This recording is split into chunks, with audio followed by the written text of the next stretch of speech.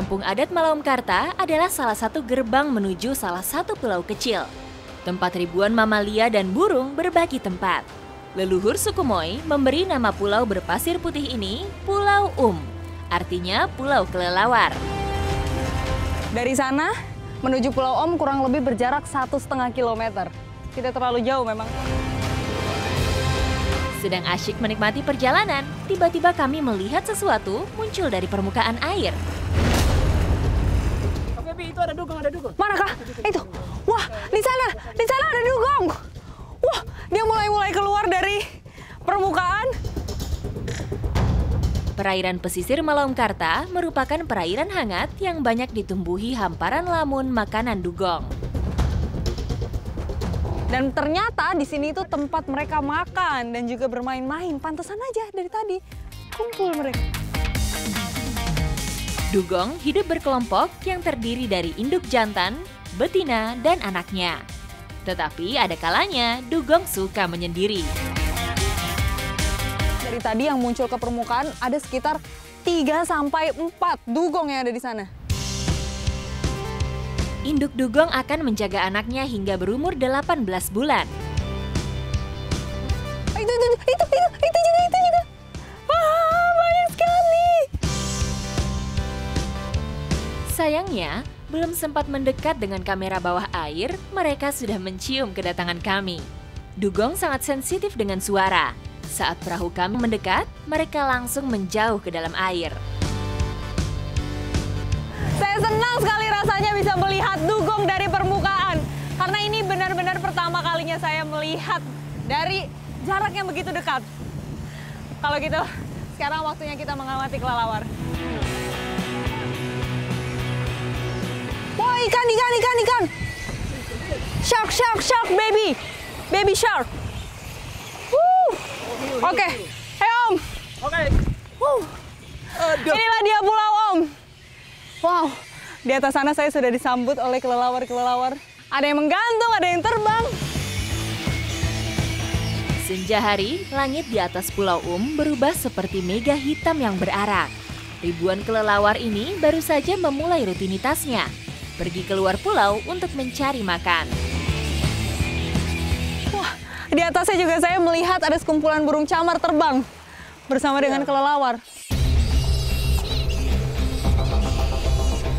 Di saat yang lain ramai-ramai meninggalkan pulau, 2 ekor kelelawar muda masih terjebak dalam keributan. Entah apa yang menjadi sumber masalah. Kelelawar adalah satu-satunya mamalia yang bisa terbang. Sayapnya tersusun dari jaringan kulit yang kuat sehingga bisa melayang seperti burung. Keunikan lainnya, kelelawar tidur dengan posisi menggantung. Struktur kaki binatang malam ini tidak sekuat burung, sehingga tidak mampu berdiri menahan beban tubuhnya. Padahal penglihatan mereka itu buruk, tapi mereka selalu mengeluarkan suara ultrasonik. Nah, suaranya itu ketika memantul, itu bisa menjadi navigasi buat mereka. Ucapan saya terbukti ketika kami melakukan sedikit percobaan. Saat hari semakin gelap, kamera drone kami terbangkan tepat di jalur yang biasa mereka lewati. Sebagian besar nampak sudah berbelok dari jauh. Kamera drone kemudian kami gerakkan maju melawan arah. Dengan gesit, mereka melakukan manuver untuk menghindar. Kemampuan ekolokasi seperti inilah yang menjadi salah satu keistimewaan kelelawar. Meski mereka dibekali penglihatan yang buruk. Menjelang malam, langit semakin memerah. Tapi kehidupan di Pulau tidak pernah berhenti. Penghuni pulau pun berganti. Ribuan camar kini antre mengisi setiap dahan pohon yang ditinggalkan kelelawar. Begitu pula di sisi lain pantai, saat camar terlelap tidur, kehidupan baru muncul dari balik pasir putih. Ini penyunya mulai keluar. Oh, jadi di bawah sini banyak sarangnya ya? Spesies penyu lekang adalah penghuni musiman Pulau Memasuki bulan April hingga Mei, banyak induk penyu singgah di sini untuk bertelur. Bayi penyu ini memang tertarik terhadap cahaya, makanya ketika saya datang, dia nyamperin pelan-pelan. Nah, sekarang saya mau coba kalau saya arahkan ke arah laut. Kira-kira dia ngikutin nggak ya?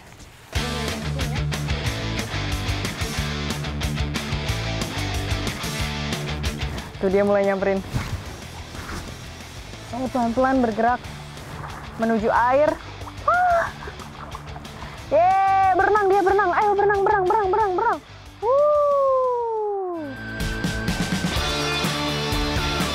Setelah bertelur, induk penyu akan meninggalkan sarang dan tidak akan pernah kembali lagi.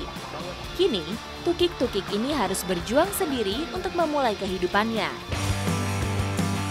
Denyut kehidupan di pulau seluas kurang lebih 37.000 meter ini sedetik pun tidak pernah berhenti.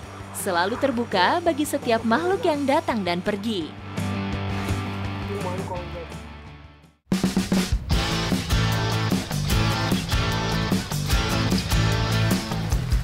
Teman-teman saya ini memiliki tanggung jawab untuk melindungi ekosistem yang ada di sini. Salah satunya adalah sungai. Makanya kalau mau mencari ikan atau udang yang ada di sini dengan cara yang sederhana. Seperti ini. Panah. Ikuti jejak saya, jejak petualang. Sebagian besar sungai di Kampung Malaumkarta habitatnya masih terlindungi. Egek tidak hanya di laut saja, tapi meliputi kawasan hutan beserta isinya.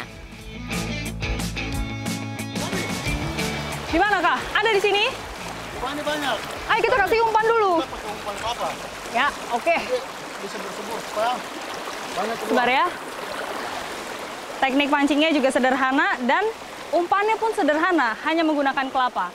Karena biasanya udang itu tertarik terhadap minyak.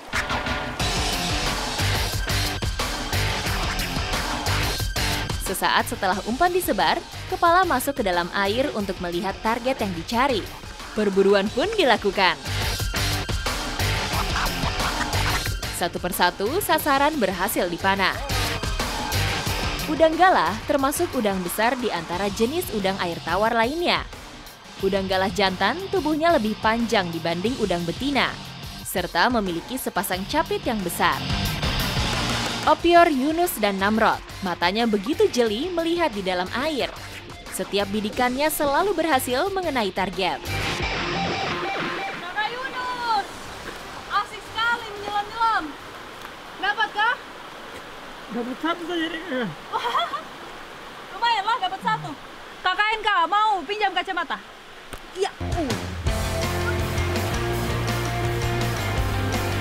Peruntungan akhirnya berpihak. Inilah panah pertama saya yang berhasil. Kakak NK dapat. Wah. Akhirnya saya dapat juga ini satu. Ukurannya tapi tidak terlalu besar. Dan ini tidak ada telurnya. Dari tadi didapat banyak telur. Ini mungkin anakannya.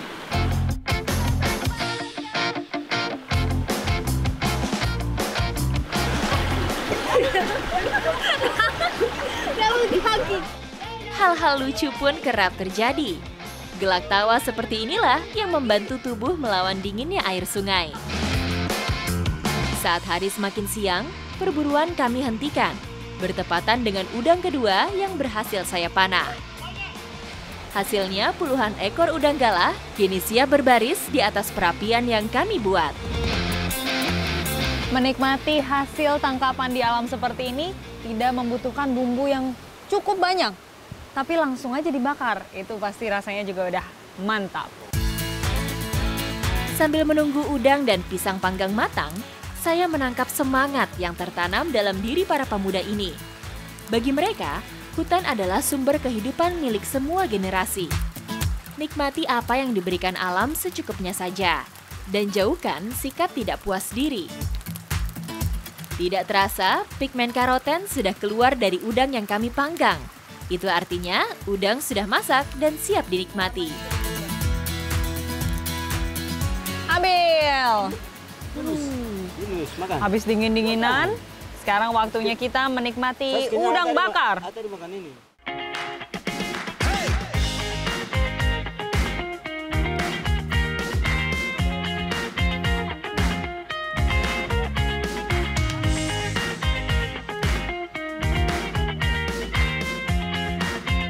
Pisang bakar menjadi pelengkap lauk yang kami masak. Inilah yang dilakukan warga di sini jika ke hutan tidak membawa sagu atau nasi. Aku mau dong pisangnya. Kamu nggak bisa nggak? Sabar ya. Iyalah. Kasih kupas. Baru ini suka makan apa? Sekarang saya mau coba udang bakar dipadukan dengan Bakar. pisang bakar. Coba ya. Enak. Coba. Enak. Enak. Fantastik. Istimewa.